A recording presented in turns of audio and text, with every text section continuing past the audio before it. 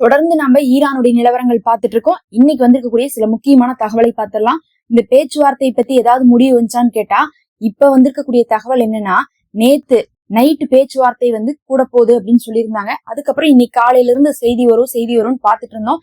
நமக்கு நேத்து நைட் என்ன கடைசியா செய்தி வந்துச்சுன்னு பாத்தீங்கன்னா, பாகிஸ்தானுடைய போர் விமானங்கள் கிளம்பி போய் ஈரானை கண்ணியமாக வரவேற்று கூட்டிட்டு வர போறாங்க அப்படின்னு சொல்லியிருந்தாங்க. அது இல்லாம பாகிஸ்தான்ல 2 நாள் இப்ப லாக்டவுன் விட்டுருக்காங்க, ஏன்னா பேச்சுவார்த்தை நடக்குதுன்னு சொல்லிட்டு. ஆனா இன்னைக்கு வந்திருக்கக்கூடிய தகவல் என்னன்னு பாத்தீங்கன்னா, இதுவரையும் ஈரான் பாகிஸ்தானுக்கு போவே இல்லை. அமெரிக்கா சைட்ல இருந்து பேச்சுவார்த்தைக்கு போனவங்க எல்லாருமே இப்ப பாகிஸ்தான்ல தான் இருக்கிறாங்க. அமெரிக்கா பேச்சுவார்த்தைக்கு வந்துருச்சு, ஆனா ஈரான் இன்னும் கிளம்பி வரவே இல்லைன்னு சொல்லிட்டு பாகிஸ்தான் சொல்லிருக்கு.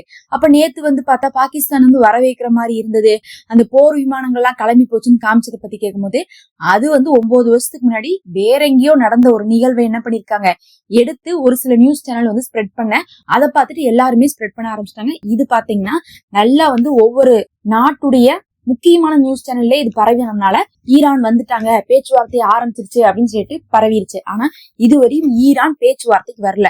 ஏன் ஈரான் பேச்சுவார்த்தைக்கு வரமாட்டேங்கிறாங்கன்னு பாத்தீங்கன்னா, லெபனான் மேல இன்னும் தாக்குதலை நிறுத்தவே இல்லைங்கிறனால, அதனால கூட ஈரான் பேச்சுவார்த்தைக்கு வராம இருப்பாங்க அப்படிங்கிறது இன்னைக்கு ஆய்வாளர்களுடைய கருத்தா இருக்குது. பாகிஸ்தான் கூப்பிட்டுட்டே இருக்காங்க, வாங்க வாங்கன்னு கூப்பிட்டுட்டே இருக்காங்க. ஆனா ஈரான் சைலண்டா இருக்காங்க. அது இல்லாம பாகிஸ்தான் இன்னைக்கு கொந்தளிச்சு என்ன பண்ணிருக்காருன்னு பார்த்தா, பிரைம் மினிஸ்டர் அவர்கள் இன்னைக்கு இஸ்ரேலை திட்டிருக்காரு. இஸ்ரேல்னாலதான் சமாதானமே இல்ல, இஸ்ரேல் ஒரு தீவிரவாத நாடு, நாங்க லெபனானுக்கும் சேர்த்திதான் பேசி வச்சிருந்தோம், ஆனா இஸ்ரேல் என்ன பண்றாங்க, இப்ப கெடுத்து விட்டாங்க அப்படிங்கிற மாதிரி பேசிருக்காங்க. உடனே என்ன பண்ணிட்டாரு நெத்தன்யாஹூ, எப்படி நீங்க சமாதானம் பேச இப்படி எல்லாம் நீங்க எங்களை பேசுவீங்க, நீங்களா ஒன்னும் எங்களுக்கு சமாதானம் பண்ணி வைக்கணும்னு அவசியம் இல்ல, லெபனான் கூட நாங்க நேரடியா சமாதானம் பேசிப்போம், ஏற்கனவே நாங்க லெபனான்ட்ட ஒரு 5 விஷயத்த கோரிக்கையா வச்சிருந்தோம், அதோட சேர்த்து இப்ப இன்னும் 6வது விஷயமா என்ன சொல்ல போறோம்னா, ஹிஸ்புல்லாவுடைய ஆயுதங்களை எங்களுடைய கண் முன்னாடியே அவங்க ஒப்படைக்கணும் அப்படிங்கறத நாங்க கோரிக்கையா வச்சுட்டு இருக்கோம். அதனால லெபனானை பத்தி நீங்க பேச வேணாம்னு சொல்லிட்டு இன்னைக்கு பாகிஸ்தானுக்கு இஸ்ரேல் வார்ன் பண்ணிருக்காங்க. பாகிஸ்தானுக்கு நல்லா தெரியுது, இப்ப லெபனானை பத்தி நம்ம பேசிதான் போர் நின்று இருக்கு. ஆனா அதை இப்ப அமெரிக்காவும் இஸ்ரேலும் மறுக்கறதுனால நடுவில் இருக்கக்கூடிய பாகிஸ்தான் மேல பழி போகுது. இன்னொரு பக்கம் அந்த போர் நிக்காமலும் போறதுக்கு வாய்ப்பா இருக்கிறதுனால பாகிஸ்தான் என்ன பண்ணிருக்காங்க, பொங்கி எழுந்திருக்காங்க. இருந்தாலும் பாத்தீங்கன்னா இதையெல்லாம் காதுல வாங்கிக்கூடிய ஆளாக நெத்தன்யாஹூவோ இல்ல ட்ரம்போ இருக்க போறதுல, அவங்க பாட்டு லெபனான்ல தாக்குதல் நடத்தணும் அப்படிங்கக்கூடிய மூட்ல தான் இருந்துட்டு இருக்காங்க. தாக்குதல் போய்கொண்டுதான் இருக்கு லெபனான்ல. அடுத்தது ரொம்ப முக்கியமாக அமெரிக்காவுடைய வேர் ஹவுஸ்னா பாத்தீங்கன்னா இந்த சேமிப்பு கிடங்குன்னு சொல்லுவாங்க. இந்த சேமிப்பு கிடங்குல என்ன இருக்கு, கடுமையான தீ பற்றி இருக்கு. இந்த தீ பாத்தீங்கன்னா நேத்தே பத்திருச்சு, தகவல்லாம் நேத்துல இருந்தே வர ஆரம்பிச்சிருச்சு. ஆனா இன்னைக்கு வரையும் கூட அதை அணைக்க முடியாம அமெரிக்காவை தத்தளிச்சு கொண்டு இருக்கிறாங்க. அது பார்த்தா இப்போது அமெரிக்காவுக்கே ஒரு பெரிய நெருக்கடியாக மாறி இருக்கு. அந்த ஒரு தீ விபத்தின் காரணமாக ஃபர்ஸ்ட் இது எப்படி ஏற்பட்டுச்சு அப்படிங்கறதை நம்ம அதுக்கப்புறம் பார்க்கலாம். இதனால இருக்கக்கூடிய செலவு மட்டுமே $2 பில்லியன் அளவுக்கு லாஸ் ஆயிருக்குங்கிறாங்க. 2 பில்லியன்ல ரொம்ப பெருசு. அவ்வளோ என்ன இருக்குது இந்த தீ விபத்துல இதாயிருக்கு. நீங்க பார்க்கக்கூடிய போட்டோ எல்லாம் பாத்தீங்கன்னா தெரியும். எப்ப பார்த்தாலும் இந்த ட்ரம்ப் தான் நரகத்தை வெளியே கொண்டு வருவேன்டாரு. அப்பதான் என்னாச்சுன்னா, கலிபோர்னியால அந்த சமயத்துல காட்டுத்தீ பரவி இருந்துச்சு. போன வருஷம் எல்லாம் பாத்தீங்கன்னா காட்டுத்தீல அமெரிக்கா அவ்வளவு நஷ்டத்தை தழுவி இருந்தாங்க. இப்ப மறுபடியும் பாத்தீங்கன்னா காசாவுடைய பிரச்சனைக்கு அவர் சொன்னாரு நரகத்தை வெளியே கொண்டு வருவேன்ட்டு. உடனே அவங்களுக்கு ஒரு தண்டனை இறங்குச்சு. கலிபோர்னியாவே முழுசா என்னாச்சு, உங்களுக்கு காட்டுத்தீயால பெரும் சேதத்தை தழுவுச்சு. இப்ப மறுபடியும் ஈரானை எப்ப பார்த்தாலும் நரகத்தை கொண்டு வருவோம்னு சொல்லிட்டு இந்த கடைசி 2 நாள் போர் நிறுத்தம் வர்றதுக்கு முன்னாடி வார்ன் பண்ணிட்டே இருந்தது. நரகத்தை வெளியே கொண்டு வந்துருவோம் அப்படின்னு சொல்லிட்டு வார்ன் பண்ணிட்டே இருந்தாங்க. இப்ப பார்த்தா மறுபடியும் அவர்களுக்கு நரகமே வெளிவந்த அளவுக்கான ஒரு காட்சி தான் வெளியாயிட்டு இருக்கு. நீங்க பாக்குற போட்டோஸ் எல்லாமே அதுதான். அவ்வளவு பெரிய வேர் ஹவுஸ், $2 பில்லியன் லாஸ் ஆயிருக்குன்னா எவ்வளவு சேர்த்து வச்சிருப்பாங்க பாருங்க.